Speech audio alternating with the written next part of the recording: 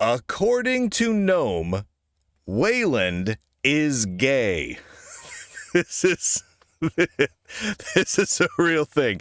So an FAQ, a frequently asked question around Wayland and Xorg, was posted to gnome.org, to the Gnome Project's website, and it has some of the most entertainingly insane statements I could have possibly dreamed up around all of this, including Wayland is gay. Hold on. I got a list. I got a list of my favorites here. Wayland is gay. Xorg is trans. Yeah. Happy Pride Month, because that has something to do with Xorg and Wayland. Free Palestine, because, you know, you want to celebrate Pride Month in Palestine. And then, then this gem. There's two statements. I'm going to read these statements to you back to back around Xorg. And these are from the Gnome Foundation and Gnome Project. And you tell me if you spot the issue here. Quote, Xorg is still very much maintained, end quote. Okay. Quote, Xorg development has halted, end quote. So Xorg is very, very much maintained, but development has halted. So, yeah, that makes sense. They also went on the attack against blind people. This is a real thing. Apparently, people who are blind, can't see too good, and are having trouble using Wayland because the accessibility features of Wayland absolutely suck, are, quote, concern trolling and, quote, don't care about accessibility, end quote. Those pesky blind people and their... They're not caring about accessibility and they're concern trolling. Okay. I'm gonna read a few bits to you here. Of course, the big top one is Wayland gay. This is their frequently asked questions about Wayland and Xorg on gnome.org. Yes, and Xorg is trans. Happy Pride Month and free Palestine. I won't bring up again how you don't want to probably be celebrating Pride Month in Palestine, but there you go. Now, the Xorg is trans. They provide a link to it. And the link is to a GitHub page for a package that has the word trans in it. And it's not a transsexual, transgender package. It's a translator package, and trans being short for translator there. But Wayland is gay, apparently, according to Gnome officially. Another question. Is Xorg unmaintained and abandoned? No. The Xorg server is still very much maintained. However, its development is halted. I just love that. They go on to say it still receives occasional bug fixes, and there are timely security releases when needed. Of course, that's not really been the case. It's effectively abandoned. They were half right in this. And then the accessibility one. That one really struck me as just strange. I'm going to read the full opening paragraph here to you. What's the state of accessibility? And this is specifically talking about Wayland. Quote, there has been a lot of concern trolling and misinformation specifically around this topic. Sadly, from people that don't care about it and have been abusing the discourse as a straw man argument, drowning all people that rely on it and need to be heard.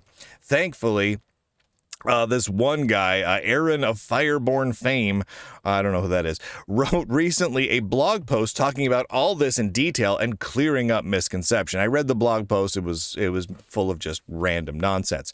But now who they're talking about here are people who develop accessibility software, users, developers, and packagers of Linux distributions specifically designed for people who are visually impaired, people who can't see very well, people who are fully legally blind, etc., and need accessibility software. Because there was a Linux distribution, I can't remember the name off the top of my head, I talked about it in one of my recent videos, that specifically makes a visually impaired Linux distribution for Raspberry Pis.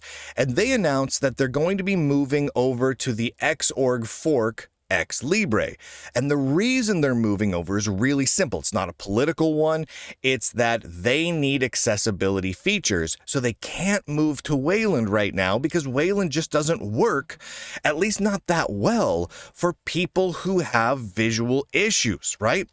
And so they need to stick to Xorg. But the problem is Xorg is abandoned. As Gnome points out, it is a development has halted. So they need an alternative, something that's going to be developed going forward, preferably with regular security updates and the like. And so they're moving to the fork of Xorg. It's real straightforward. Now, them coming out and stating that is now being labeled by the Gnome Foundation as concern trolling, misinformation, and that they, visually impaired people, don't care about accessibility. That's crazy. That is crazy to me. I mean, at this point, the Gnome Project is effectively attacking people who can't see all that great. I mean, cover your ears, kids, but what a bunch of dicks. I don't mean to use vulgar slang here, but what a bunch of dicks. What absolute jerks to come out and attack people simply who were like, oh, you know what? I have particular accessibility needs, so I'm going to stick to this piece of software that already exists, that has been doing the job well for me, and I'm going to put support behind that because that's what I need and people who are like me need. And so the Gnome Foundation comes out and calls them concern trolls? Jerks. Absolute, ridiculous, bigoted jerks.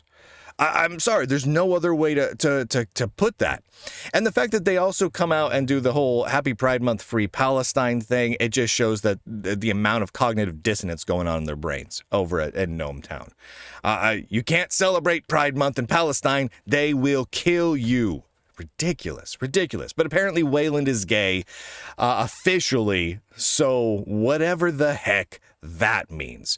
Thank you. You can find that all at gnome.org, by the way. And again, I have reached out to the Gnome Foundation, the board of directors, everyone else. Nobody has gotten back to me. Oh my gosh, surprise, surprise, because, well, that's the Gnome Foundation for you.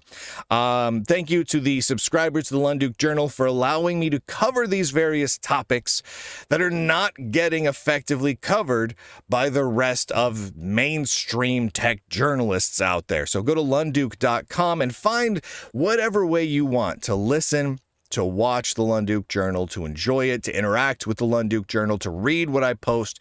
Locals, Rumble, X, YouTube, Facebook, Patreon, MP4 downloads. There's a podcast RSS feed. You can also get it on Substack or Spotify or iTunes, or wherever you want. Lots of ways to subscribe, lots of ways to support the work that I do. And again, they're all listed there at lunduke.com, which, by the way, is one of the best websites that currently exists.